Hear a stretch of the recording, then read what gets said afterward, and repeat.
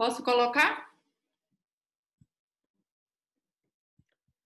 Bom, então, meninas, aí assim, eu achei legal, para quem também não estava, eu achei legal a gente ouvir a história, né? Lógico que quando conta a história não tem um tanto de detalhes que tem na história do livro, mas esse ouvir história, eu acho que é um resgate bom, né? De como as nossas ancestrais faziam também, contavam histórias, a história, ouvir história e contar a história leva a gente para o mundo da história que a gente está contando. Eu acho isso muito legal. Então, eu propus um desafio para mim de contar a história para vocês. Então, assim, estou contando da maneira como eu posso.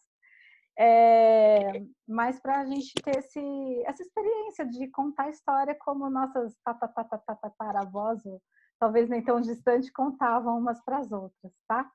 Então, eu vou contar a história, é uma história mais longa. E a história do Barba Azul, também o que a Clarissa fala no livro, é que existem várias versões, né, da história do Barba Azul.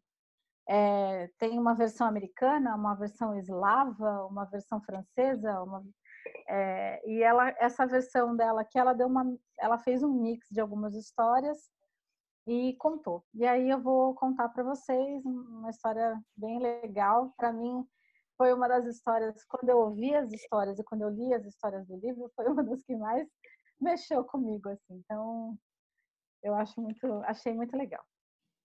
Então vamos lá. Bom, então se dizia, né, que se existia um mágico fracassado, um homem gigantesco, muito mulherengo, conhecido como Barba Azul.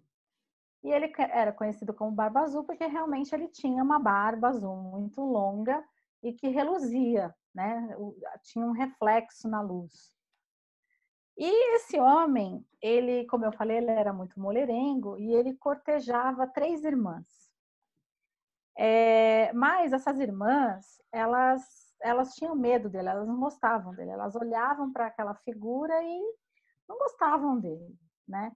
Mas ele fazia de tudo para cortejá-las, para ser gentil. Ele era esforçado demais para fazer com que elas gostassem dele. E, num determinado momento, ele convidou as meninas para fazer um passeio na floresta. E elas olhando para ele, né, com aquela gentileza toda, elas pensaram: poxa, mas um homem tão gentil não deve ser tão mal assim, né? Vamos lá com ele na floresta. E foram passear com ele na floresta, e ele levou as meninas nos seus cavalos, né? E chegando num determinado local lá da floresta, ele se sentou com as meninas, contou histórias, né? Contou várias histórias para elas e deixou as meninas encantadas. Mas as irmãs mais velhas, elas, mesmo assim, elas ficaram com o pé atrás. Elas falaram: eu não quero mais saber desse cara, não vou mais com ele a lugar algum, não acho ele legal. A irmã mais nova, ela pensou: puxa, mas ele é tão gentil, ele fez um esforço, ele está sendo tão cordial. Não, ele não deve ser esse cara tão ruim. Eu acho que eu vou examinar. E ela ficou ali pensando nele, e naqueles pensamentos ela foi se encantando por ele. E até que chegou um dia que ele a pediu em casamento e ela aceitou. E ela aceitou também porque ela queria se casar com uma pessoa como ele, da importância que ele tinha, né, com os bens que ele tinha. Ela queria aquilo para ela. Então, ela juntou as coisas e resolveu se casar com ele. E quando eles casaram, ele a levou para um bosque, né, onde tinha um castelo, que era a casa dele, lá no castelo. Depois do casamento, passado um tempo, ele chegou para ela e disse assim: eu vou ter que viajar. E você pode ficar aqui, pode trazer sua família para cá, para o castelo, suas irmãs. Você pode trazer quem você quiser, você pode dar uma festa, você pode pedir para fazer a melhor alimentação que você quiser. Tudo aquilo que o seu coração tiver vontade, você pode fazer nesse período que eu estiver fora. E também você cuida das minhas coisas para mim, cuida da minha casa e cuida das minhas finanças, das minhas despensas, você cuida de tudo. E ela disse: tá bom, ok. E aí ele falou: então, olha, eu vou te deixar com você um molho de chaves. E entregou um molho de chaves para ela, que tinha muitas chaves, muitas. Tinha mais de 100 cômodos na casa. Então, ele falou para ela: ó, tá aqui o molho de chaves, você pode abrir as portas do castelo, você pode olhar tudo, mas você não pode mexer nessa chave pequenininha que tem aqui, que era uma chave, a menorzinha de todas, em arabesco. Ele falou: essa aqui você não pode mexer. As outras todas você pode abrir, mas com essa você não mexa, não entre nesse lugar. Ela disse: tá bom, pode ir, fica tranquilo, que eu vou tomar conta de tudo e quando você voltar vai estar tudo certo. Ele foi. E aí as irmãs dela vieram visitá-la e ficaram curiosas, né? E aí, o que ele falou para você? Ela falou: ó, ele falou isso, ele falou que eu podia mexer em tudo, mas não posso entrar na porta que tem essa chave. Aí as irmãs curiosas falaram: não, mas a gente tem que saber o que tem lá, vamos começar a abrir porta até a gente descobrir o que tem nessa daí também. E aí elas fizeram um jogo entre elas, né, de tentar descobrir o que tinha em cada cômodo e foram lá. E foram abrindo as portas e foram vendo o que tinha em cada cômodo. E aí chegou no final, só sobrou aquela chavezinha. E elas olharam e falaram: não tem mais porta. Da onde é essa chave? E começaram a olhar em volta e não tinha porta para abrir. Aí elas escutaram um barulho de porta rangendo e era um corredor assim. Elas foram até o corredor e viram, naquele corredor tinha uma porta. Elas correram para lá e levaram a chave, né? E abriram a porta. Opa, é essa aqui. Vamos entrar, vamos ver o que tem. A irmã mais nova, né, a esposa do Barba Azul, ela ficou um pouco assustada, mas ela entrou no jogo, entrou na brincadeira e foi. Quando elas abriram a porta, estava muito escuro, não dava para enxergar nada. Aí elas falaram para a irmã: vai lá e pega uma vela, senão a gente não vai enxergar nada que tem aqui. Aí ela voltou, foi lá, pegou a vela, trouxe a vela, elas entraram no quarto e quando a vela iluminou, elas olharam e tinha uma poça de sangue enorme no chão. E em volta ali do local tinha muito esqueleto, muitos ossos humanos. E aqueles ossos, eles faziam um montante, assim, eles estavam como se fosse uma maçã, enormes no chão. E elas aí ficaram apavoradas, né? Nossa, o que a gente faz? Vamos embora daqui. Correram, trancaram a porta e foram embora. Só que aí a esposa do Barba Azul, quando ela pegou a chave, ela percebeu que tinha uma mancha de sangue na chave. E aí ela tentou limpar e a mancha não saía. E aí ela entrou no castelo lá de novo, foi até a cozinha, pegou lá uma buchinha e limpou, pegou um esfregão, limpou e não saía. Pegou umas cinzas de fogo e passou na chave e não limpava a chave. Não tinha o que fizesse sair aquele sangue. E ela foi ficando apavorada, né? Porque ele ia voltar e ia ver que tinha o sangue na chave, e ele ia ver que ela mexeu. Mas ela não conseguiu limpar. Ela tentou limpar no vestido, ficou toda ensanguentada, porque a chave não parava de chorar sangue. Aí, ela, naquele desespero, pensando o que ela ia fazer, ela viu que no quarto deles tinha um guarda-roupa, né? Um armário. Ela falou: eu vou guardar aí, vou guardar dentro do armário, junto com os meus vestidos, que ele não vai ver. E guardou. E aí, passou um tempo, ele voltou. Quando ele voltou, ele perguntou para ela: e aí, como é que tá? Ela: tudo bem. E como estão minhas finanças? Como estão as coisas aqui no castelo? Ela falou: tá tudo bem. Sua família veio aqui, você convidou todo mundo? Convidei. E tá tudo bem? Tá tudo bem, tá tudo tranquilo. Ah, que bom, fico feliz. Agora, cadê as minhas chaves? Aí ela entregou o molho de chaves para ele. Aí ele olhou e quando ele olhou, ele falou: tá faltando. Cadê a chavezinha menor em arabesco que eu disse para você não mexer? Aí ela: puxa, não sei. Como você não sabe? Não tá aqui. Falei: então acho que eu perdi, porque eu saí um dia para cavalgar e a chave caiu no chão, o molho caiu no chão. Então, devo ter perdido enquanto eu estava cavalgando.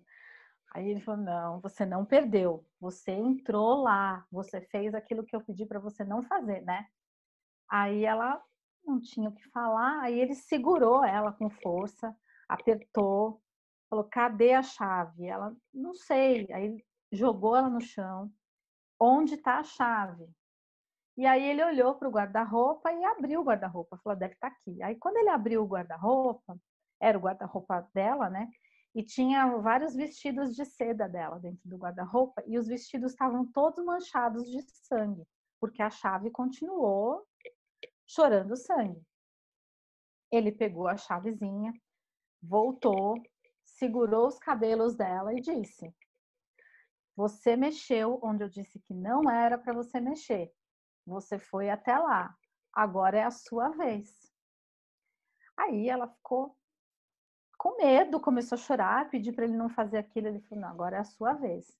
E saiu com ela e foi até a sala, onde a chave abriu. Quando ele chegou em frente à porta, ele nem precisou usar a chave. Ele olhou para a porta e a porta abriu. E ele falou, vamos, agora é a sua vez.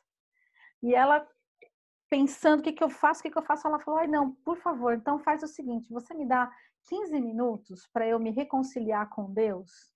Eu preciso voltar lá no meu quarto e ter 15 minutos para me reconciliar com Deus.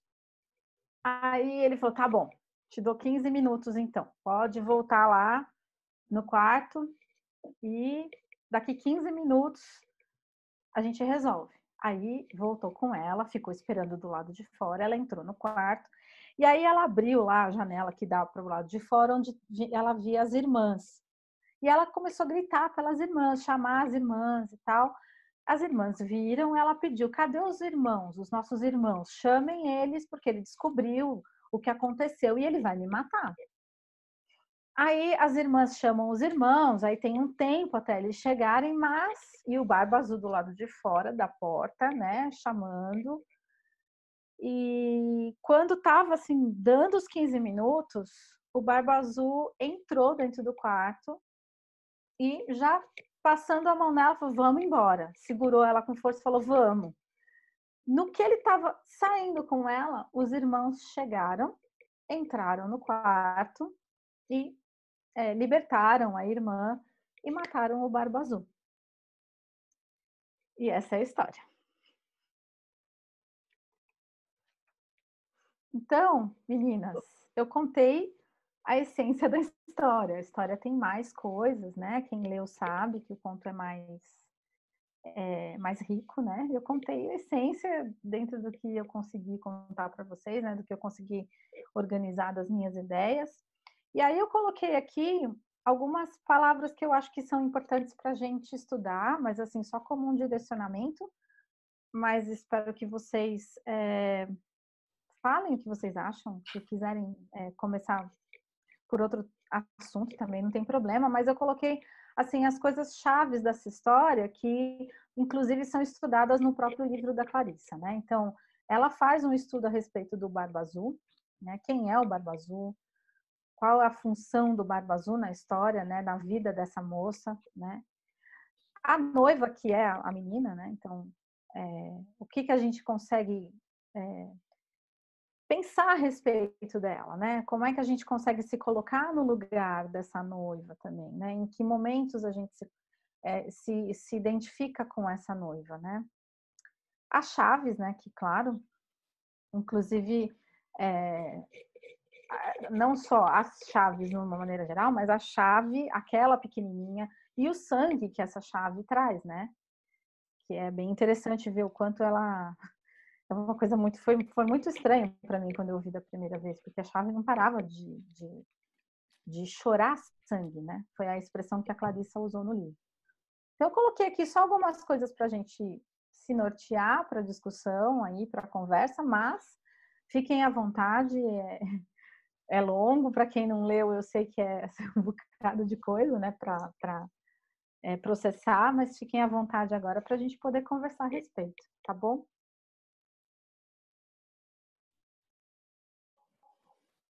Lu, Eu sei que a gente estava falando do livro antes mesmo da gente começar aqui, né? Então, na hora que eu ouvi a história, que eu ouvi, ouvi não, né? Ouvi você contando, mas eu já tinha lido a história há uns anos atrás. A primeira impressão que eu tive, né, é que eu ouvi uma vez uma aula de filosofia que na filosofia o Barba Azul é a resistência, né? É a resistência mental que a gente tem. Mas eu não sei se tem alguma coisa a ver com o livro, mas eu identifiquei muito, porque no livro da Clarice, ela fala assim que o Barba Azul ele é um arquétipo como se fosse um Lúcifer, ou ela fala assim, mágico fracassado, né? Então, são todos aqueles personagens que são aprendizes, mas que desistem, ou então que resolvem desafiar o seu mestre e depois eles fracassam. E aí, na aula de filosofia que eu ouvi falando da resistência, ela falava assim, a professora falava assim, a resistência é uma coisa que tem dentro de todos nós que impede, às vezes, a gente de agir, de fazer o que precisa ser feito. E como ela fala que o Barba Azul está tanto no homem quanto na mulher, aí eu linkei isso da resistência nesse livro, porque só assim eu comecei a entender quem é esse Barba Azul um pouco, porque eu acho que é uma figura muito complexa nesse livro, né? Quando ela fala, e o jeito que ela escreve no livro não é um jeito fácil, falando sobre a representação desse Barba Azul, né? Nessa história. É uma história pesada, assim, né? E há quem diga que essa história fala da obediência, que é engraçado isso, mas eu já ouvi pessoas falarem que essa história ensina a obediência, que ensina a mulher a ser obediente. Eu não sei, né? Tem várias percepções aí na história. Eu acho que a mais, digamos assim, no menor grau seria a obediência. Mas eu acho que tem mais coisas, como ela falou sobre isso de existir no homem e na mulher, então eu acho que tem a ver com os sentimentos internos humanos mesmo de superação. Então, se quem quiser contribuir aí com alguma percepção, me auxilia um tanto. A Júlia, a Érica, não sei se está aí.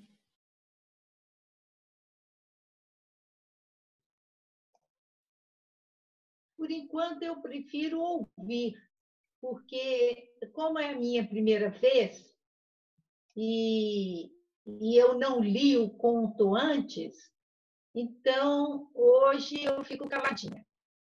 Por enquanto, pelo menos por enquanto.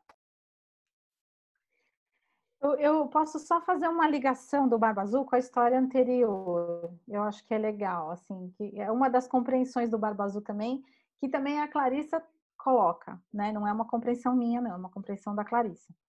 Que ela fala que o Barba Azul pode ser aquela vozinha interior que a gente tem, porque no início do conto, as três irmãs sabem que o Barba Azul não é um cara legal. Elas olham, elas percebem, né? Pela própria aparência dele, né? Ele era um cara gigante, com aquela barba azul assustadora. Ele era garanteador de três mulheres, quer dizer, elas viam ali que aquilo não era uma coisa legal, né?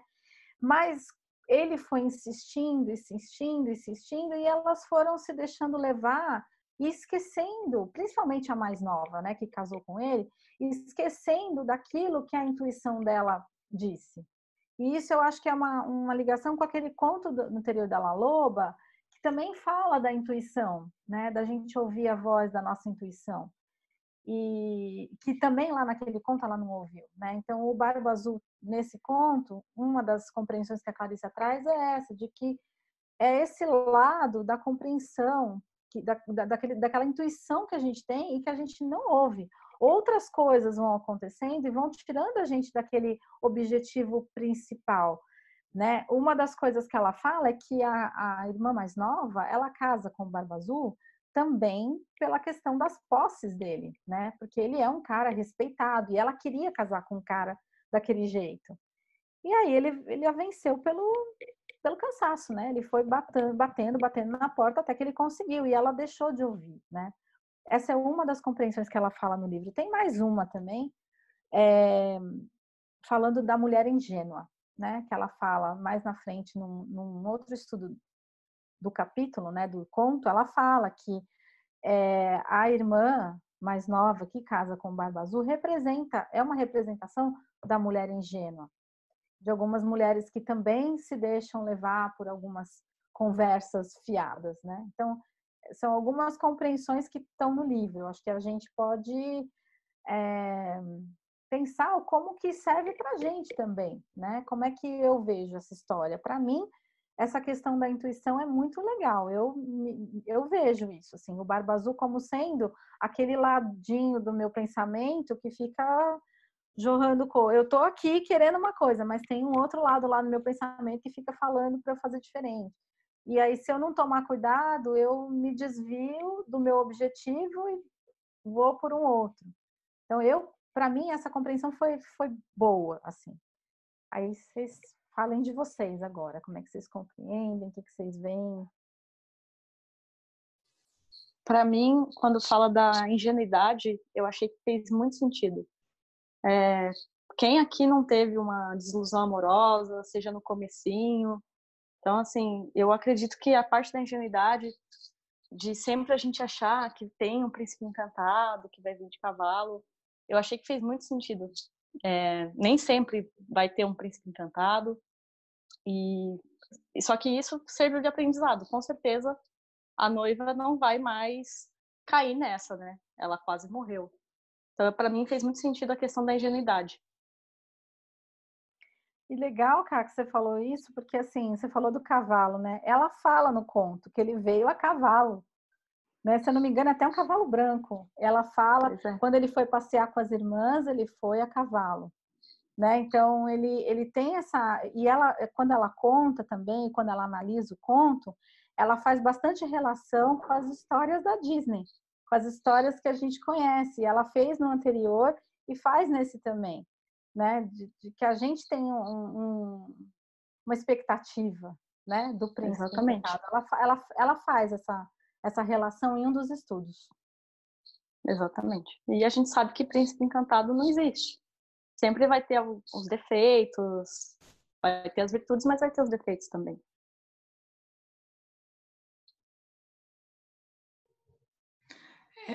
Eu achei interessante também, assim, apesar ele cortejar as 3 irmãs, né?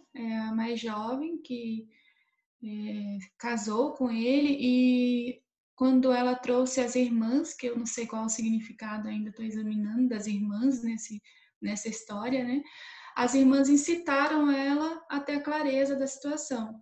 Mas também eu não sei a que ponto, se elas incitaram por trazer a luz ou pela curiosidade e desobediência. Então, eu estou examinando isso quanto a esse arquétipo feminino, né?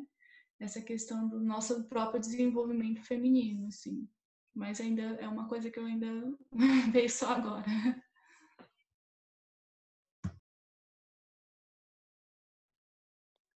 O que me chamou a atenção nessa história foi a figura da mãe, porque a mãe vai nesse passeio também na floresta, vai as três irmãs e a mãe.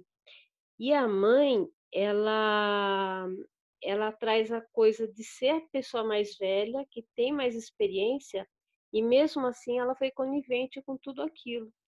Então, em nenhum momento ela abriu os olhos da filha, falar, não, isso talvez não seja bom para você. E aí vem a coisa da ingenuidade. Será que a mulher, na sua essência, tem essa coisa da ingenuidade que leva por toda a vida ou não?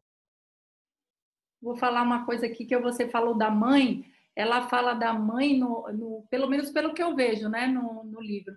Eu senti que ela escreveu sobre a mãe como a pessoa que já deu a orientação, né? Já traz, porque todas nós nascemos, né, de uma mãe e essa mãe o papel, né, dela é preparar a gente para a vida, né? No caso dela também, então a mãe aparece como uma pessoa que também preparou. Mas mesmo assim, ela se viu nessa situação de se casar com a pessoa e cair numa armadilha, né? mesmo com toda a preparação. Eu achei interessante dessa forma que ela colocou, porque por mais preparação que a gente tenha, por mais conselho que a gente receba, pessoas, né, vão ter desafios que as mães e tudo que a gente recebeu de orientação não vai impedir da gente passar por alguns desafios, né? Então a gente vai ter que passar. E aí entra a história dos instintos que a Lu falou e que a Lu leu. Porque aí os instintos que ela fala, tem uma parte do livro que fala assim, para conter o predador, né, de posse de todos os seus poderes, o predador natural da psique, é necessário que as mulheres permaneçam em posse de todos os seus sentidos instintivos. Aí é o resgate dessas percepções que ela foi adquirindo, acho que no decorrer da história, que ela percebe quem é ele na realidade. Aí eu acho que ela deixa de ser tão ingênua como ela foi no começo. Mas para isso ela tem que resgatar os poderes instintivos dela, né? Acho que é assim, né? Alguma coisa nesse sentido que eu vi aí. Tem um pedacinho, tem 2 pedacinhos legais no livro, mas assim, já é o estudo da Clarissa, tá? Mas eu acho legal falar porque é o que vocês estão falando, ó. Tem um pedacinho lá que ela fala assim: a irmã mais nova, menos desenvolvida, cumpre o roteiro tipicamente humano da mulher ingênua. Ela será capturada temporariamente pelo seu próprio inimigo interior. Mesmo assim, no final, escapará mais sábia, mais forte e sabendo reconhecer à primeira vista o astucioso predador da sua própria psique. E aí, continuando, ela fala assim: até mesmo a mãe é cúmplice. Ela vai ao piquenique, acompanha as filhas no passeio e não diz uma palavra que recomende cautela a qualquer uma das filhas. Seria possível afirmar que a mãe biológica ou a mãe interior está adormecida, ou ela própria é ingênua, como ocorre muitas vezes com meninas muito novas ou com mulheres que não foram criadas pela mãe. Ela fala, assim, esse livro ela também fala das experiências de atendimento dela com mulheres, né? Ela é uma psicanalista e ela atende mulheres. Então, ela, nesses estudos, ela também está falando da opinião que ela tem pelas pacientes que ela atende, né? Então, eu achei legal porque vocês falaram e eu lembro que eu tinha lido, então achei interessante colocar esse estudo que é dela, né? Oi, eu queria fazer uma observação também sobre essa parte. Depois de ler esse capítulo do livro, eu fiquei muito mais atenta às mulheres que estão à minha volta, às jovens. E assim, eu percebi, por exemplo, numa sobrinha que tem 20 anos de idade, como que a gente é tão ingênuo em vários momentos da nossa vida e a gente não se percebe o quanto nós estamos envolvidas, né? Esse distanciamento de poder ler isso na história e entender todo esse contexto psicológico que a Clarice coloca, todas essas informações, me fez enxergar mais a vulnerabilidade da gente enquanto menina, enquanto a gente está se desenvolvendo, enquanto a gente está crescendo, como isso não fica tão palpável para a gente. E muitas vezes, ou uma irmã mais velha, ou até a mãe, quando ela se coloca para dar uma orientação, como a gente, pelo nosso frescor e a falta do entendimento de que a gente é presa, que a gente pode ser uma vítima, a gente simplesmente não acredita, né? É muito louco isso. Eu fiquei mais atenta às meninas e às jovens que estão à minha volta. Queria só compartilhar isso com vocês. Legal. Acho que você estava no encontro passado, não? Não, hoje é o meu primeiro dia. Ah, legal, bem-vinda. Obrigada. E eu acho que esse Barba Azul também, assim, uma outra coisa que eu penso a respeito, ele também, para mim, ele representa muito essa coisa que encarcera mesmo a mulher. Eu acho que também está muito ligado a essa figura não só masculina do Barba Azul, enquanto essa figura mítica, mas também essa coisa masculina que muitas vezes nos castra, nos delimita, sabe? Nos apequena. Para mim, o Barba Azul também é muito isso, sabe? É que o que oprime a gente enquanto espíritos libertos, a coisa do nosso contato com a nossa própria intuição, com a nossa própria percepção, com a nossa própria inquietude. Para mim, representa um pouco muito essa figura do masculino, muito forte na vida da gente, entendeu? Cultural, eu digo.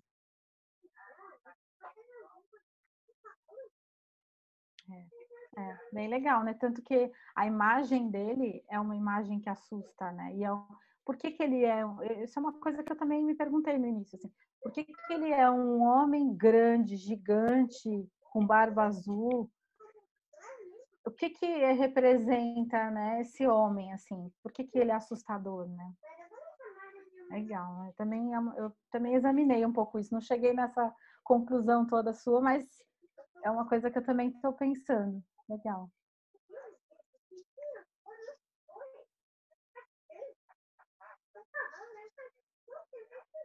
E aí, meninas, o que mais?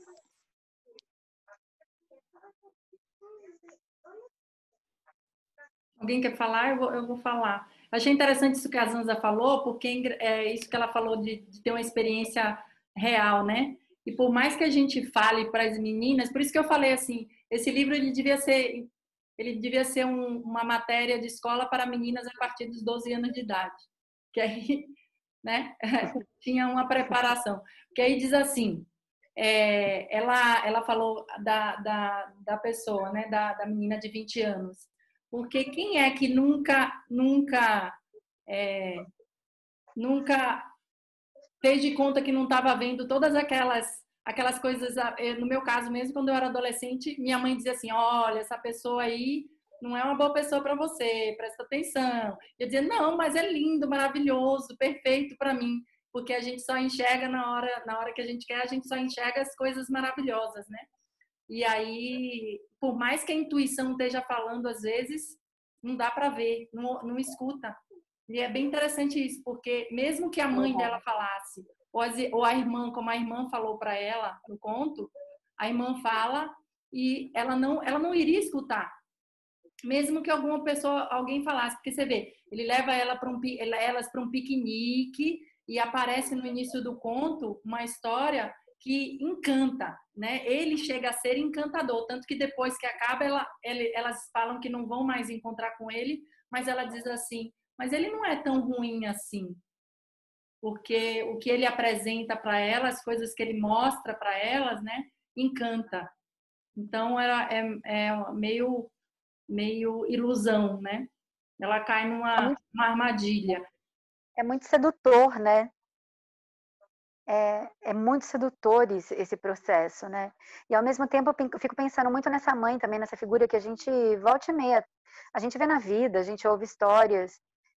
Muitas vezes a mãe até percebe, mas se coloca na balança que, ok que a filha vá poder ser, sabe, mais cerceada, mas se isso vai dar um status, se isso vai trazer algum benefício como um todo, é como, ok, vale, e muitos se silenciam.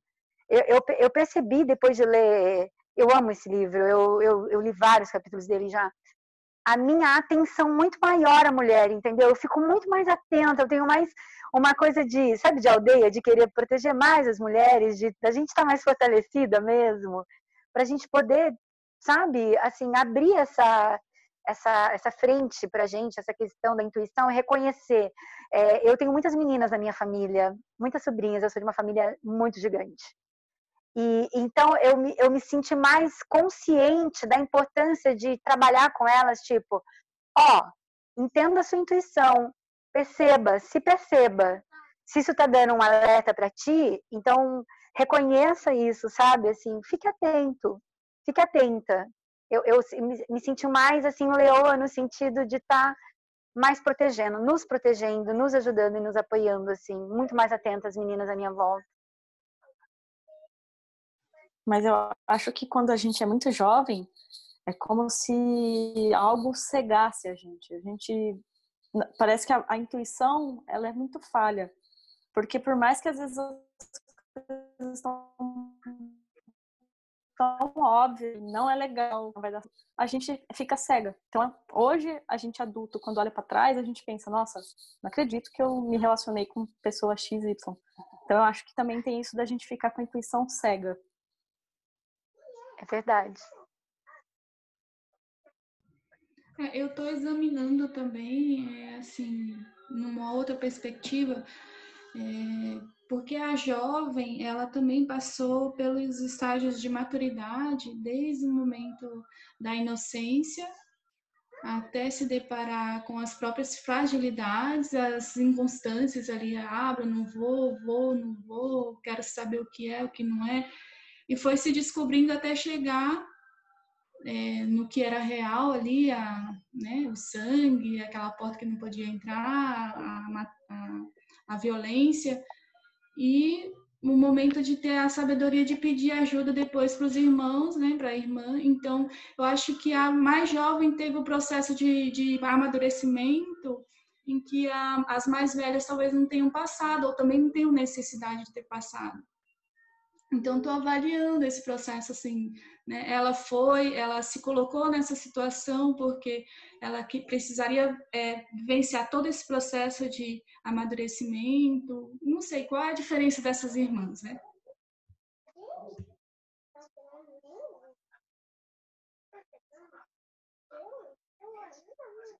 Eu vou aproveitar e vou olhar aqui, ver se eu acho mais alguma coisa a respeito das irmãs enquanto vocês estão falando aí, tá?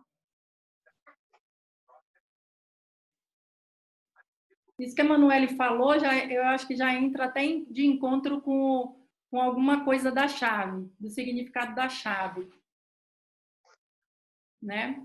Não sei se é isso, se é por isso aí que a Lu falou, porque assim, o que é essa chave, né? Quando fala, no primeiro momento ela é um ponto de uma armadilha, porque ele entrega um molho de chaves para ela, né? Fala para ela que ela não pode usar, então fala que ela pode usar a casa inteira, tem tudo à disposição dela, mas ela tem uma chave que ela não pode usar. E aí quando ela usa a chave é que ela descobre a verdade. Então, eu acho que essa chave tem mais coisas que a gente também pode verificar. Quando você falou assim do amadurecimento, né? A chave parece que por isso que tem aquela expressão assim, a chave da questão. Eu penso, né, que é isso, né? Porque parece que a chave é como se ela fosse um clique nela, né? E faz ela perceber alguma coisa. E às vezes essa percepção também vem junto com esse amadurecimento, porque causa algumas decepções também, causa alguns starts, algumas coisas, algumas situações que clareia assim de repente, né? Pode ser que seja isso também. As irmãs eu não sei, sinceramente, é só a Lu aí caçando aí no livro para ver. Mas eu acho que é bem interessante porque o que vocês estão falando a respeito, né? O que a Zanza falou, o que a Monelli está falando a respeito dessas percepções aí femininas, eu também tenho esse pensamento que quanto mais a gente fica sabendo dessas habilidades que nós temos, né, de percepção, né, acho de melhorar a nossa intuição também, eu acho que facilita também para a gente não cair nessas armadilhas e também ensinar para as outras também mais jovens também, quem sabe, né? Olha, escuta, como é que você escuta a sua intuição, como é que é, porque eu acho que ela não chega, eu acho que não é a intuição que é cega, eu acho que é a gente que às vezes dá ouvidos para outras crenças que a gente está construindo no momento na nossa adolescência e a gente está querendo pagar para ver nesses momentos, sabe? Faz parte também da evolução assim da adolescência, deixa eu fazer o contrário também, deixa eu ver como é que é para poder, eu sou dona de mim também, né? E acho que também tem isso, porque tem uma coisa que é muito bonita, né? Quando ela fala da gente perceber essas habilidades que é da intuição, da vivacidade, da tenacidade da mulher, são delicadezas que o sexo masculino não percebe, mas a gente percebe, né? A gente percebe na outra. É como se fosse uma mágica, eu acho bonito. Eu achei umas coisas aqui bem... Opa, quem ia falar? Pode falar. Desculpa. Eu acho que para mim a chave é também o caminho e o cair das máscaras. Ele não quer ser revelado, né? Óbvio. Assim, é óbvio que ele não quer que ela entre naquele quarto, porque entrar naquele quarto é se deparar com que, de fato, o horror que ele é, né? Então, e eu penso também que está muito ligado, eu não sei a experiência pessoal de vocês, mas a gente não é educada para a gente acreditar na nossa intuição. Muitas famílias não estimulam que a gente tenha esse encontro com a gente mesmo. Muitas vezes esse encontro vai vir quando a gente já tem uma certa idade, que você começa a buscar sua própria história, seus próprios caminhos. E isso tudo me faz levar, por exemplo, a fortalecer e incentivar essa questão. Eu estou com uma sobrinha neta em casa que tem 5 anos de idade. Ela vai nos lugares, ela é uma criança muito bonita. Onde ela chega, as pessoas querem mexer no cabelo dela, querem falar com ela, e às vezes ela fala não. E antes, quando eu era criança, se eu falasse assim, a minha mãe falava: você não pode ser mal educada com o tio mais velho ou com a tia mais velha, fala com ele, seja educada. Hoje, eu incentivo e fico muito atenta com as reações dela.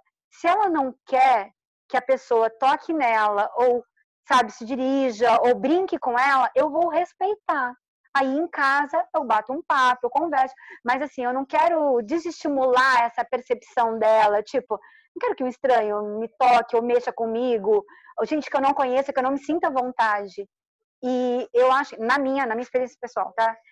Eu não tive essa coisa, olha, acredita na sua intuição, vá para você, sabe? Você tem que fortalecer isso, essa coisa que a gente vai ter nessa questão muito tempo depois, sabe? Enfim, é isso. Desculpa aí que eu interrompi você. Não, imagina, eu acho que isso que você está falando é muito legal, porque no conto anterior, quando a gente falou do conto anterior, a gente comentou que assim, a Clarissa fala bastante a respeito desses predadores da mulher, né? Predadores no sentido assim, de que de como nós somos criadas para nos mostrarmos para o mundo, né? Como é que a gente tem que se colocar para o mundo. E isso que você está falando tem tudo a ver. E eu achei aqui umas coisas legais para falar para vocês. Quero falar a respeito do que vocês estão falando, tá? Então, também está no estudo que ela está... quando ela fala da tocaia ao intruso. Então, ela fala assim, ó, que essa aceitação do casamento com o monstro é, na realidade, decidida quando as meninas são muito novas, geralmente antes dos 5 anos de idade. Elas são ensinadas a não enxergar e, em vez disso, adorar todo tipo de esquisitice, quer seja agradável, quer não. Esse treinamento básico para que as mulheres sejam boazinhas faz com que elas ignorem a sua intuição, que é o que você está falando, né? Nesse sentido, elas de fato recebem lições específicas para que se submetam ao predador. Né? E aí, desde pequena isso, desde pequeno, né? É uma loucura isso. E aí tem uma outra parte aqui que fala das irmãs. Espera aí. Que eu achei aqui uma parte que fala das irmãs. Bom, peraí. Depois ela falou, aí eu entrei nesse assunto e eu perdi aqui as irmãs. Mas tem a chave também que a Márcia estava falando, né? Então ela fala aqui, ó. O que é a chavinha minúscula? Ela é o acesso ao segredo que todas as mulheres sabem e ainda assim não sabem. A chave é tanto uma permissão quanto um apoio para que ela conheça os segredos mais profundos, mais obscuros da psique e, nesse caso, aquilo que desagrada e destrói estupidamente o potencial de uma mulher. Então, a chave é que abre essa intuição que a gente tem, né, da psique da mulher, né? E ela fala algumas coisas mais profundas a respeito de como as mulheres são renegadas e como nós somos, como os homens têm um papel de predadores também, né? Mas aí ela fala, estudando algumas coisas que Freud fala também, e aí eu acho que já é um assunto bem específico para quem estuda esse tipo de coisa, mas eu acho que vale bem a nossa reflexão, assim, enquanto mulheres, né, de pensar mesmo quem é o Barba Azul, né? Se o Barba Azul ele tá fora, como a gente está falando, se o Barba Azul ele tá dentro, né? Onde é que, ou se ele pode estar nos dois lugares, né? Se ele pode estar fora, como a gente está falando desse homem vestido de bonito no cavalo branco e com tudo que cerca, né? Não só o homem com quem a gente quer ter um relacionamento, mas o homem de uma maneira geral, né? que pode ser a sociedade, na verdade, né? E também o Barba Azul que está dentro da cabeça da gente, né? Eu achei aqui das meninas, mas eu fui para outro caminho. Assim que eu encontrar, eu falo para vocês também. Lu, estão me ouvindo? Eu quero, dentro da linha que tu estava falando, foi o que eu estava pensando aqui. Esse livro eu li tem muitos anos, muitos anos mesmo. E ele marcou um período da minha vida, assim. Quando eu li esse livro, porque são vários contos que ela vai contando, e eu ia buscando identificar os personagens. Quem são esses personagens em mim? Quem é o Barba Azul em mim? Quem são essas irmãs em mim? Quem é essa menina ingênua em mim? Aonde ela vive? Né? Aonde ela está em mim? Quando que ela aparece? Quando esse personagem aparece em mim? E daí eu não li para a gente hoje, mas eu lembrava de algumas coisas e eu fui buscar. Tem uma parte, quando a gente fala do Barba Azul, que fala assim: o problema com o Barba Azul, no conto de fada, é que, em vez de alimentar a luz das jovens forças femininas da psique, ele prefere encher-se de ódio e deseja extinguir a luz da psique. Não é difícil imaginar, numa formação tão maligna, esteja enredado alguém que um dia desejou ultrapassar a luz e caiu em desgraça por essa razão. Podemos entender por que motivos, a partir de então, o desterrado passou a manter uma perseguição cruel em busca da luz dos outros. Podemos imaginar que sua esperança seja a de que ele, se conseguisse reunir uma quantidade suficiente de almas, poderia acender uma chama de luz que, afinal, erradicaria as trevas e corrigiria sua solidão. Quando eu li essa parte, me veio muito assim em mim esse Barba Azul. Quando que eu sou Barba Azul?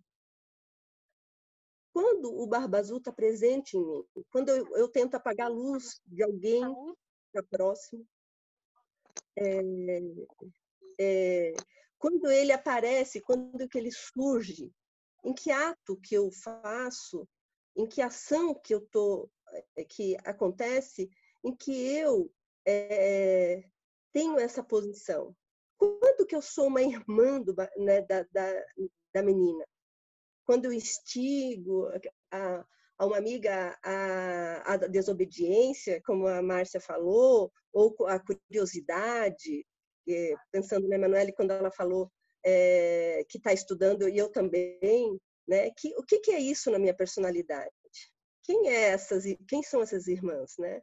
Então, ele traz para mim esse sentido de identificação. E aonde eles vivem em mim? Quando que isso está vivo em mim? Quando ele se manifesta? Então, foi por aí. E eu lembro também assim que uma das coisas, até na hora eu fui buscar, que quando eu li esse conto, me veio muito a história de Eros e Psique. Me veio a lembrança, né, de Eros e Psique, e me fez também lembrar quem era a mãe de Eros, né? Então, esse Barba Azul, quem é essa mãe do Barba Azul, né? O que destina ela para ele? E que esse feminino que está nele, porque eu penso que isso também vive nele, que feminino é esse? Né? Que busca apagar o feminino nessas mulheres, e busca tirar, né, a luz desse feminino. Né? Então, foi aonde eu fui estudando, assim, na época, e agora eu fui buscar para a gente ler, para ver. Tá? Muito legal. Muito legal, porque você trouxe uma outra perspectiva do Barba Azul,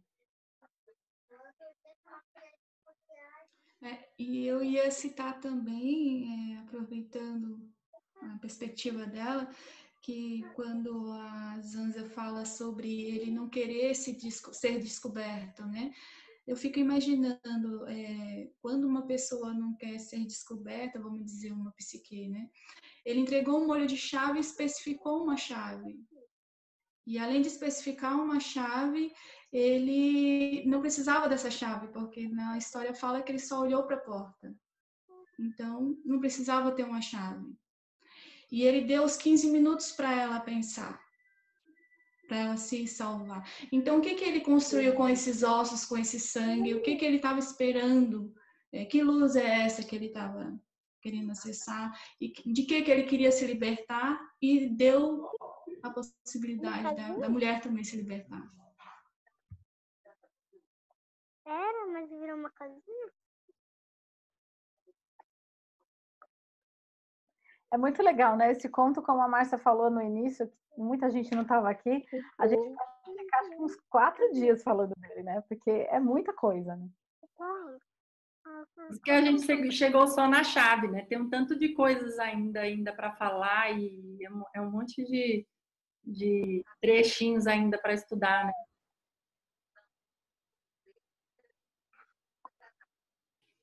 Ô Val, mas eu gostei, viu, dessa percepção que você teve de procurar cada personagem na pessoa. Achei muito interessante, porque eu fiquei me examinando. Eu acho que eu fui minha mãe até hoje ainda fica falando assim, você não vê maldade nas pessoas, para de ser ingênua. Aí eu fiquei pensando assim, nossa, eu já tomei umas rasteiras por causa disso, então acho que eu tenho que ser mais, equilibrar aí essas garotas aí em mim, mas o Barba Azul também. E equilibrar esses personagens, né? Dentro do que a Emanuele acabou de falar, tem um outro trecho que ele fala assim, o Barba Azul simboliza um complexo profundo, recluso que fica espreitando as margens da vida da mulher, observando-a à espera de uma oportunidade para atacar. Embora ele possa se apresentar simbolicamente de modo semelhante ou diferente na psique masculina, ele é um inimigo ancestral e contemporâneo dos dois sexos. Quer dizer, ele vive não só nas mulheres, não só nos homens, mas nas mulheres. Então, ele é um inimigo dos dois. Isso eu acho bem importante, assim. A Júlia acho que ia falar. Eu não aguentei ficar calada. E vocês me desculpem o que eu vou falar, porque eu não li o conto anteriormente. Então, eu vou falar baseado no que eu ouvi aqui, o que eu estou ouvindo até agora. Eu penso que as irmãs da menina, elas são invejosas. E elas são sócias, é o feminino do Barba Azul, e o Barba Azul é o feminino das irmãs, o masculino das irmãs. E tanto as irmãs quanto o Barba Azul são símbolos de inveja. E quando o Barba Azul entrega o molho de chave e dá um destaque para uma chave pequenininha, diferente das outras, por que ele entregou se era proibido? E por que ele fez uma propaganda tão grande dessa chave que não podia ser usada?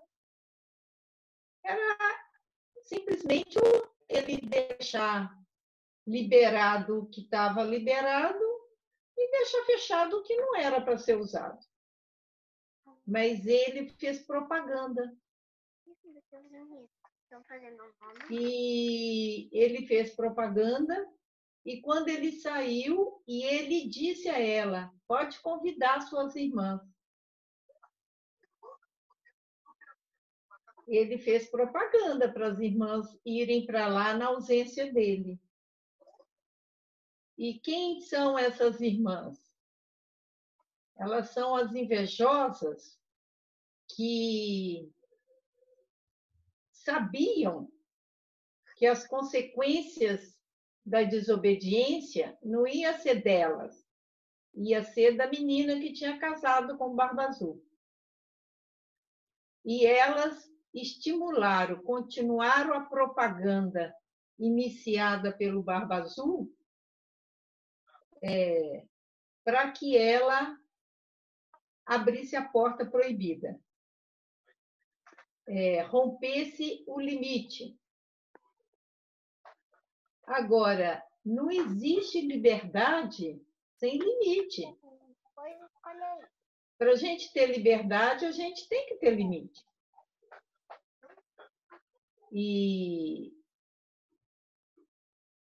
quando elas abriram a porta e a chave sangrou, e aí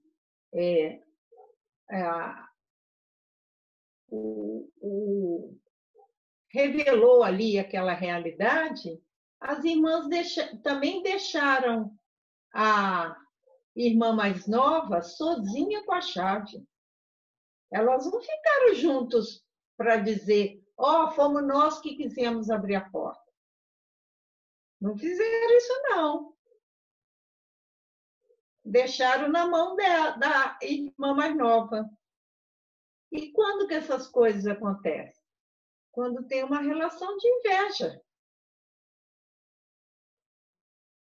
Se eu não posso ter, você também não vai ter. É isso, né? A inveja não é isso? E então, quando que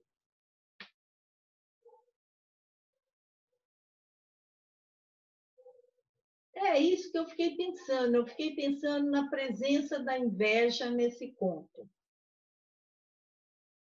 E quando a inveja nos atinge, não por ingenuidade, mas porque ela está fantasiada de amiga.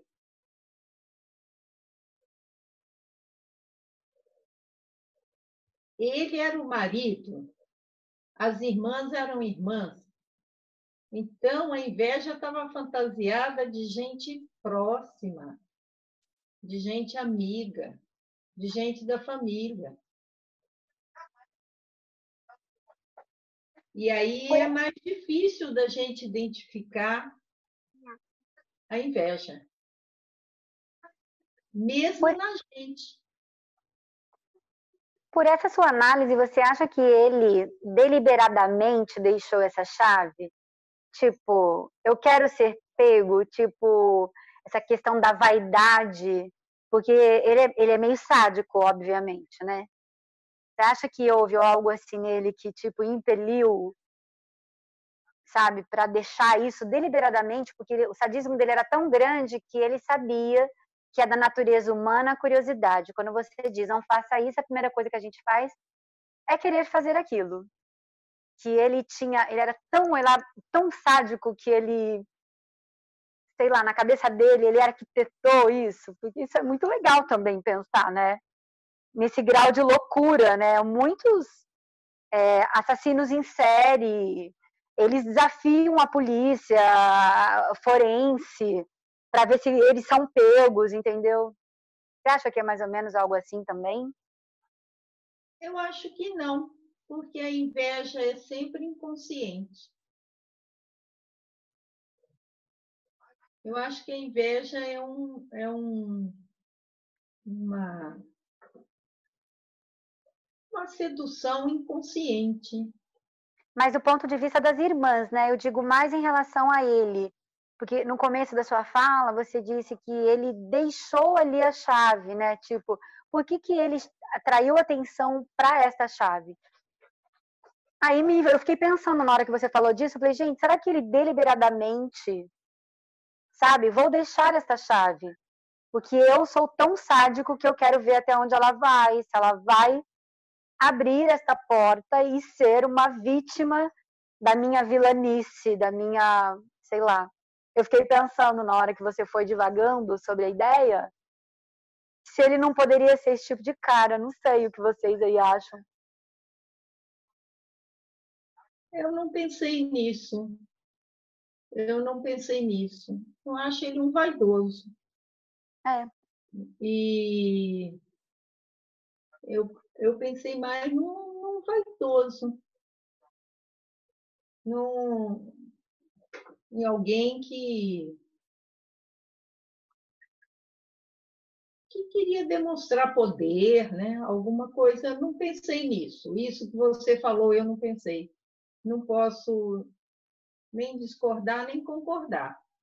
Mas o ponto que me chamou a atenção é a presença da vaidade, da inveja. E, é horrível às vezes que eu percebi inveja em mim. Às vezes que eu tive uma coisa de inveja, assim. É horrível, é muito ruim. Mas ninguém tá vacinado completamente, né? Eu vou desligar que eu já estou falando muito. Não, Júlia, achei muito legal. Tem uma coisa que eu quero falar também, já que nesse assunto que vocês estão falando, que assim, quando eu li o conto, eu já tinha ouvido o conto e depois eu li o conto também. E aí, durante a leitura, eu tive uma percepção.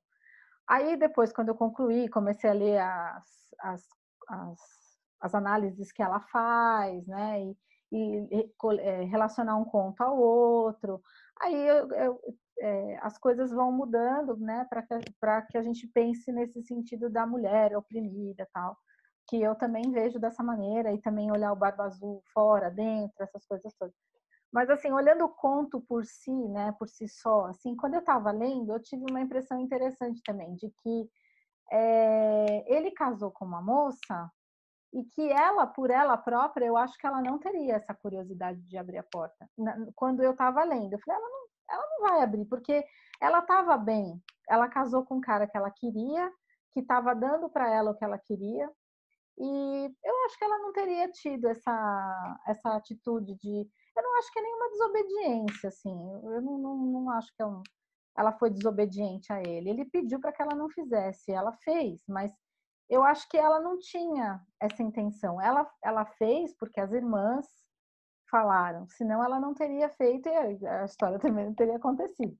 Mas eu também tive uma percepção, assim, de que ela, de alguma maneira, ela foi extremamente influenciada pelas irmãs e que por ela própria, talvez não tivesse acontecido nada disso. E eu acho que ele casou com ela exatamente achando que ela ia ser diferente das outras, que ele matou antes, né? Ele matou outras antes que estavam lá no quarto. Mas eu acho que ele teve uma percepção de que ela seria diferente e ela só foi o que foi por conta das irmãs. Aí, de novo, né? Por que as irmãs, o que as irmãs representam, se são invejosas, se representam alguma outra coisa dentro da gente, né? Mas, assim, lendo o conto por ele só, eu também pensei assim. Aí, depois, fazendo as análises, muda um pouco. Eu acho legal, né? Porque você vê um conto que é um conto longo e um conto pesado, né? Mas assim, que tem tantas percepções legais, né? Tantas percepções interessantes que dá para a gente trabalhar dentro da gente e fora também, né? Com as pessoas que a gente conhece, como a Zanza falou. Bem interessante, né? Bem legal ver as diferentes percepções das pessoas, né?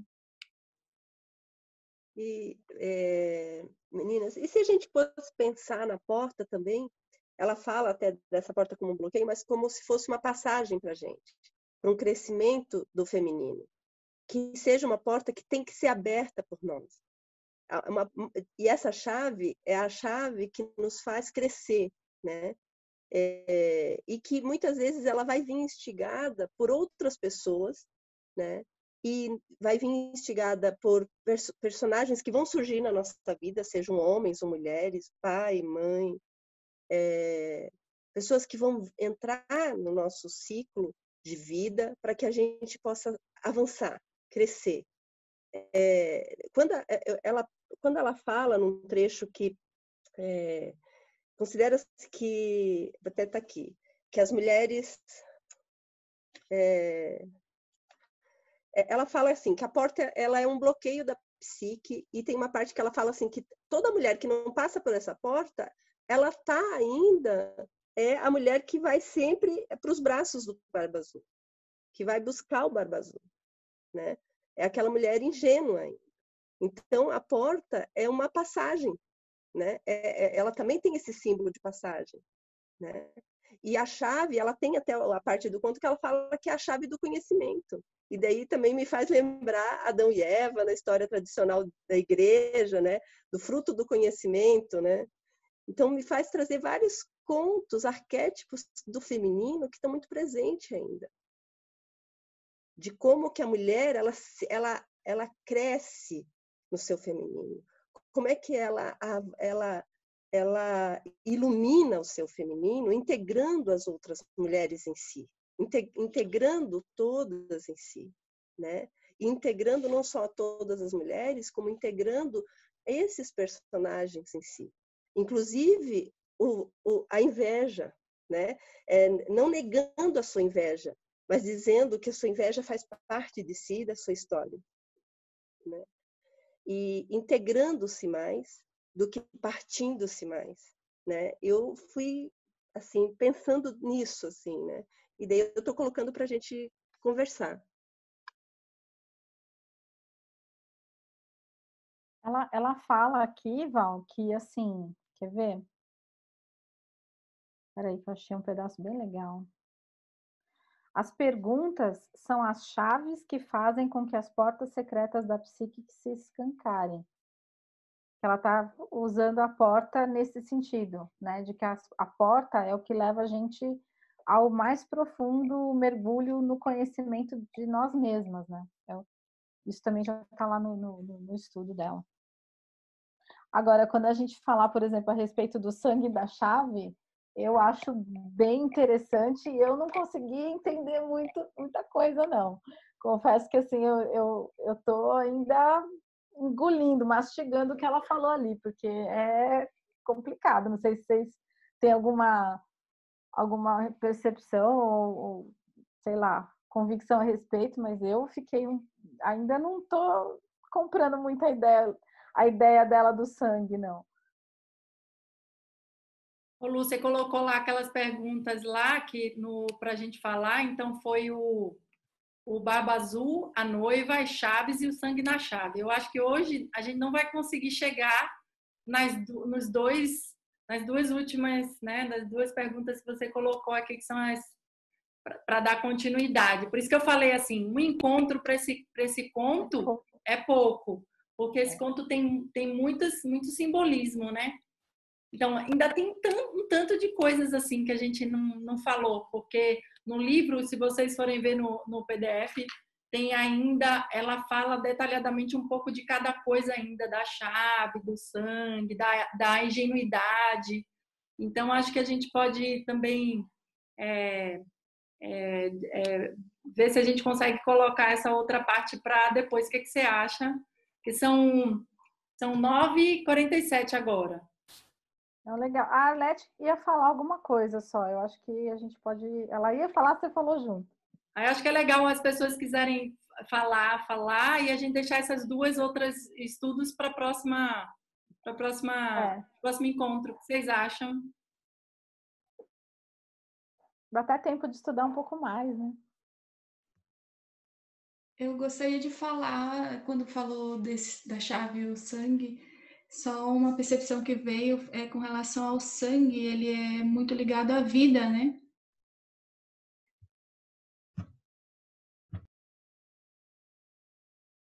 Sim, mas ela fala umas coisas aqui, eu posso até depois, se vocês, eu vou dar vou ler aqui para a gente conversar, eu posso falar também para quem de repente não puder ler no nosso próximo encontro, mas sei lá, é que eu ainda não me identifiquei muito com a explicação dela, sabe? A gente pode falar de novo mais para frente. Arlete, cadê você? Fala aí, amiga, que não dá para te ouvir. Você está falando, mas só está saindo mímica.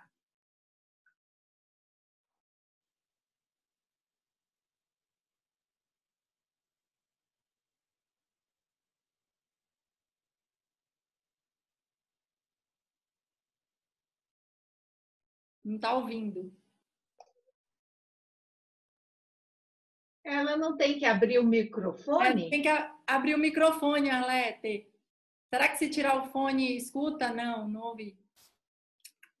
Ô, Má, você consegue abrir o microfone dela? Eu abro, mas não sai o som. Ah. Tenta tirar o fone e colocar o fone de novo. Se você tirar o fone e colocar de novo, ajuda, Arlete? Amiga. Melhorou. Aí, ó. Tá baixinho. E agora? Tá melhor? Tá, agora tá bom. É que tá escrevendo que o anfitrião tirou meu som. Então é por isso que talvez não... Agora tá dando para me ouvir rapidinho? Não, eu ia falar que essa questão do sangue para mim resumiu sem ainda entrar na toda a explicação, toda a avaliação que ela faz. E é muito forte isso do sangue, né? Porque nesse momento traz aquela a força vital, né? Que concentra naquela chave todos aqueles acontecimentos que ele causou para aquelas pessoas, né? Veio para mim muito isso, muito forte, assim, como o sangue ele representa tantas coisas dependendo do contexto, né? Dependendo do contexto, ele traz assim não é muito fácil de qual que é. Para mim ficou assim, Arlete, qual que é a sua dificuldade para lidar com essa questão do sangue, né? Daquele acontecimento nessa situação da história, né? Tem muito que estudar mesmo, né?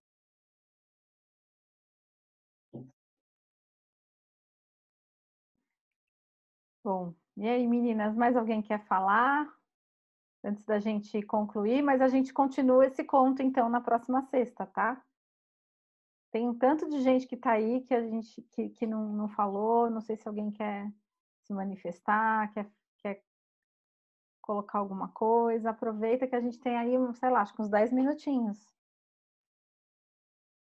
Eu achei que hoje ia ser mais rápido do que na anterior, mas... Meninas, eu posso falar um pouquinho? Já que tem uns minutinhos, senão eu ia ficar quietinha, porque senão a gente chega atrasada e quer sentar na janelinha, né?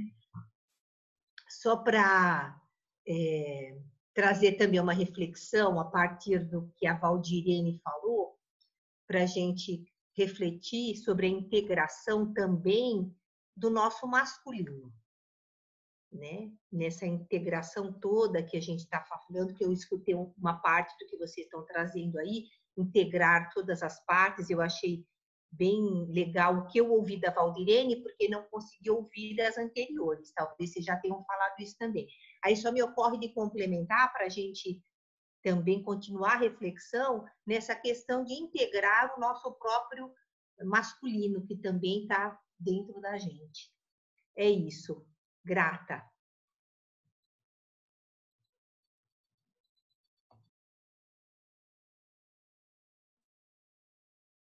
Mais alguém?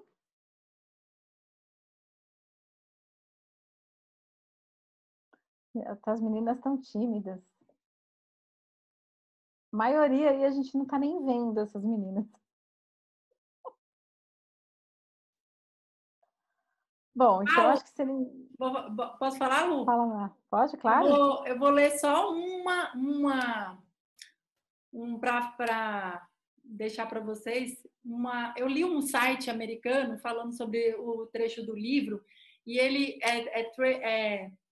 13 razões para ler esse livro. Aí eu achei bem interessante, só que ele não tá traduzido. Aí eu traduzi rapidinho para poder eu ler alguma coisa aqui para poder deixar. Achei muito interessante. Fala assim: a supercivilização é a morte da alma. Talvez você tenha sido criada para ser uma boa garota submissa com pequenas tranças doces, brincando com bonecas perfeitas e nunca rompendo padrões. E se você prefere escalar árvores, você é rotulado de moleca. Se você usasse camisetas rasgadas, estava passando por uma fase. Então chegou a idade adulta e a sociedade tentou moldá-la em um rótulo, um grupo social que procura uma roupa perfeitamente passada e um sorriso perfeito. Certamente não há nada ruim em ser socializado, mas você deve se lembrar de que há uma mulher selvagem dentro de você e ela quer rir alto, correr, brincar, tomar chuva, dançar com os lobos. Ela quer ser livre, corajosa, ela quer criar com as próprias mãos, ficar suja, suada, enquanto cria sua própria vida. Ela é sua força quando o mundo está tentando quebrar seu espírito. Então, desenterre os velhos ossos da sua alma eterna e deixe entrar paixão criativa em sua vida. Achei muito bom. São 13. Eu vou ler uma cada encontro, porque eu achei muito legal. Tem a ver com essa história, porque o que fala nessa história também é isso, né? A jaula também é essa força social também que age na gente também. Achei bem legal. Deixa eu só falar uma coisa, eu não falei isso para a Márcia também, mas não tem problema, vou falar aqui. Algumas meninas colocaram lá no grupo algumas músicas do encontro anterior, que tem a ver com o encontro. Se quiserem colocar também, fiquem à vontade de colocar lá no WhatsApp. Eu estou fazendo uma listinha lá no Spotify, tá? Um playlist no Spotify, depois eu mando para todo mundo. Então, se quiserem colocar, vão colocando, eu vou acrescentando, tá bom? Bem legal. Então, acho que a gente pode encerrar, né, Má? Beleza, Lu. Agora a Márcia tá ali, ela tá quietinha, menina. É uma coisa assim incrível. Você viu, né, Val? É uma oportunidade para a gente se encontrar. Eu acho bom esse grupo de leitura, porque a gente encontra aí as amigas e a gente se vê e toma esse chá sem chá. Esse happy hour sem barzinho, sem café, mas tudo bem, cada um com o seu. Gratidão, viu, queridas? Gratidão por vocês participarem. Quem veio hoje também, muito bom ver vocês e a gente poder ouvir. E legal ouvir aí a percepção de todas. Legal, Mar, então tá para você aí. Tá bom? Tá, beijo para vocês. Muito grata por toda a participação. Beijo, Mar. Tchau, tchau, meninas. Sexta a gente continua nesse conto, tá? Sexta a gente continua mais um pouquinho. Tchau, beijo meninas, a todos. Obrigada. Bom te ver, Val. Bom te ver, Nath. Olha, vocês também. Bom te ver, Lenita. Maribel. Que legal. Deborinha também. Arlete também. Denise também. Tchau, meninas. Tchau, Deborinha. Tchau. Tá frio, né? Tchau. Débora. Oi, Soninha. Bom te ver também. Oi, Dê. Oi,